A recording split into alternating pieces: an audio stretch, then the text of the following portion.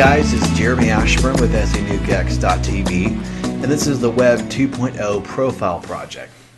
Now, the goals of this video are to give you a definition of the Web 2.0 Profile Project, show you how to do the Web 2.0 Profile Project, and give you some tips and tricks at the end. So let's get right into an explanation. The Web 2.0 Profile Project drops links across a variety of forums and profiles out there. And obviously this project is really important because those links are pointing back to your money site for specific keywords. So the more links that point back to your money site for specific keywords, the more your site moves up the rank for those keywords. So that's all a good thing. All good things come to those who wait. So let me give you a quick overview of how it works. Essentially, you enter the URLs, the About Me section, which is optional. You select the sites you want to nuke to, and you hit the Start button or Schedule to start the nuke. And then you'll see results in 2, 4, or 6 weeks as Google indexes those links. So let's take a look at the software. So let's go ahead and get started on the Web 2.0 Profile Project. Now, one thing you might be wondering is what is the difference between the Web 2.0 Profile Project and the Forum Profile Project? The main difference between the Web 2.0 Profile module and the Forum Profile is that the Forum Profile does not use Internet Explorer to submit to the site.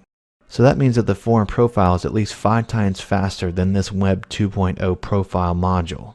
This Web 2.0 Profile module contains high PR Web 2.0 sites that cannot be automated using the technology that the Forum Profile module uses. The page rank of these sites in this module are generally higher than the page rank of the sites in the Forum Profile module. Alright, so let's go ahead and take a look at the Web 2.0 Profile Project. So what you're going to do to start is hit New Web 2.0 Profile Project. Then I can title it and open it. Alright, so let's look at an overview here. This is the About Me section. Here's where you put the URL links. This is where you select or don't select the sites. And here's where you select the profile and the URL list. Alright, so we'll go through each one of these sections here. So if you want to put content in the About Me section, check this box here. Okay, now do yourself a favor and keep links and HTML code out of this. A lot of these sites don't support HTML code in the About Me section, so it can look real messed up. For a lot of these sites, this About Me section will be part of your signature on the profile. Since that signature is only a couple sentences, if you enter a long About Me, it's going to take away valuable space for your links. So keep this to 1 or 2 sentences, or just skip it altogether. Alright, so the next section is the URL box here. What you can do is use URLs from a certain particular list if you want to from the drop down. And you can also use URLs from the last 24, 48, 72 hours, whatever you want to do there. Okay, so if you want to put your own URLs in there, it's really important that you put the URLs in this particular format. Okay, so this is the format you need to follow here.